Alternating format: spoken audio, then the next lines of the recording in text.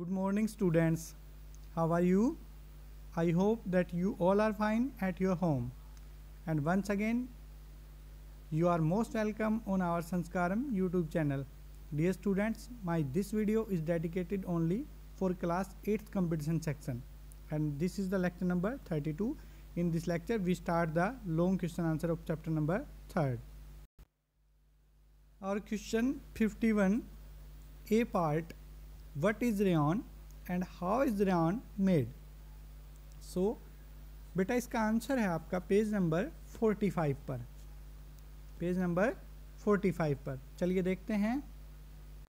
और answer start from hair that rayon is made man made fibre prepared from a natural raw material by chemical treatment. This is the definition of rayon. And next उसने हमसे पूछा है how is rayon made, rayon बनता कैसे है। सो हम start करेंगे यहाँ से कि wood pulp is dissolve in an alkaline solution, sodium hydroxide solution, to form a sticky liquid called viscose. एक हनी जैसा लिक्विड हमें मिलेगा ना। Viscose is forced to pass through a tiny hole of metal cylinder, जिन्हें हम spinneret भी बोलते हैं, into a solution of sulfuric acid when a silk like thread of rayon is formed. यहाँ तक this is the formation of rayon. rayon की definition हम ऊपर से लिख लेंगे यहाँ से, और this is the formation of rayon, ये formation है rayon की। so हमारा A part complete हुआ। चलिए B part देखते हैं अभी। बेटा B part में उसने हमसे पूछा है give any two uses of rayon। कोई दो यूज बताइए किसके, रेयन के। इसका आंसर भी हमें पेज नंबर 45 पे मिलेगा। चलिए देखते हैं यूज ऑफ रेयन में। Here are the use of rayon on page number 45 and you can write down any two use. Rayon is use in textile industry for making clothing like sari, blouses, dress, socks etcetera. Second, rayon is use to make furnishing such as bedsheet, curtains, blankets etcetera. और third आपका rayon is use to make carpets. ये आपके 5 use हैं, आपको जो भी suitable लगे अपने अकॉर्डिंग कोई दो यूज लिख लीजिए। आप थर्ड और फिफ्थ भी लिख सकते हैं, आप थर्ड और फोर्थ भी लिख सकते हैं, आप फर्स्ट सेकंड लिख सकते हैं, जो भी आपका मन करे वो आप लिख लीजिए। They are the usages of rayon. उसने हमसे टू यूज पूछा है तो हम टू यूज इनमें से लिख लेंगे। नेक्स्ट क्वेश्चन हमारा question number 52 also have two parts. First, what are synthetic fiber, name any two synthetic fibers. तो हमारा आंसर है ऑन पेज नंबर 44। हम आंसर स्टार्ट करेंगे यहाँ से, व्हाट आर सिंथेटिक फाइबर्स। देखिए हम सिंथेटिक फाइबर में ये फर्स्ट डेफिनेशन भी लिख सकते हैं कि the man made fibre produce from chemical substances are called synthetic fibre. और हम ये भी लिख सकते हैं कि a synthetic fibre is a polymer made from molecules of a monomer join together to form very long chain. लेकिन हम फर्स्ट ये वाला पार्ट लिख लेंगे। कहाँ से, the man made fibre produce from chemical substances are called synthetic fiber. फिर उसने पूछा था name any two synthetic fibers. हम रेयन और नायलॉन ये दो एग्जाम्पल लिख देंगे। They are the two synthetic fibers. Question number 52 second part. बेटा इसमें हमसे पूछा गया है बी पार्ट में कि why have synthetic fiber become more popular than natural fiber. तो हमारा आंसर है पेज नंबर 46 पर। हमारा आंसर स्टार्ट होगा यहाँ से कि the synthetic fibers have become very popular because they are strong and elastic. ये लाइन कंप्लीट लिखनी है आपको यहाँ तक। And have low water absorption, ये सेकेंड लाइन है आपकी।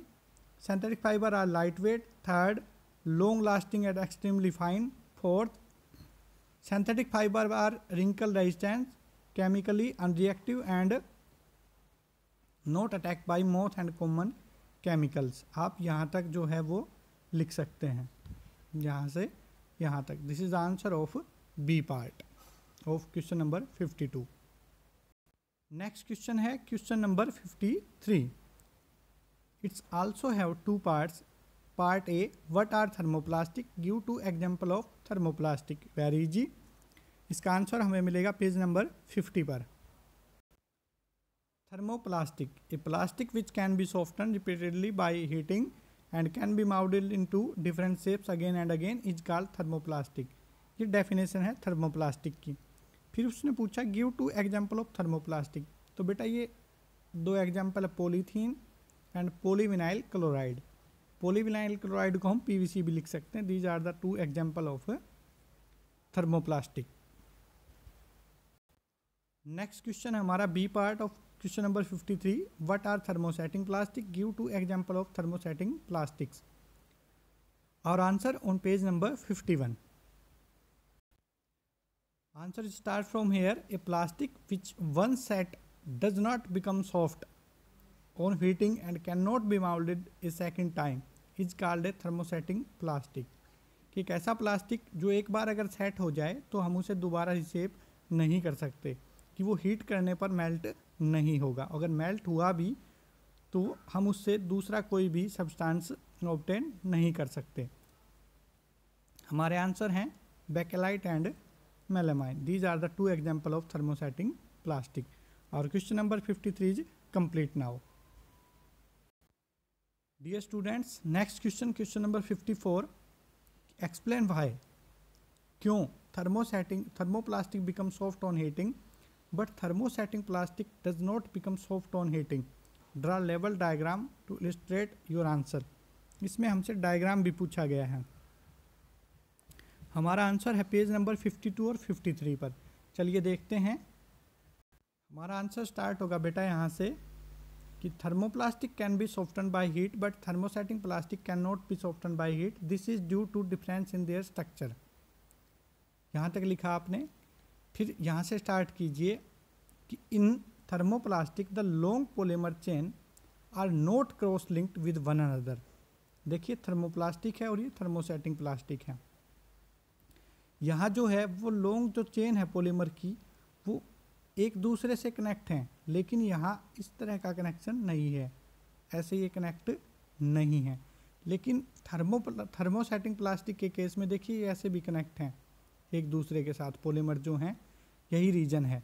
तो स्टार्ट होगा कहाँ से, यहाँ से देखिए कि thermoplastic can be soften by heat but thermosetting plastic can not be soften by heat, this is due to difference in their structure. तो ये हमारी थर्मोप्लास्टिक की स्ट्रक्चर है कि in thermoplastic the long polymer chain are not cross link with one another. यहाँ तक हुआ। अब पेज नंबर 52 देखिए 53।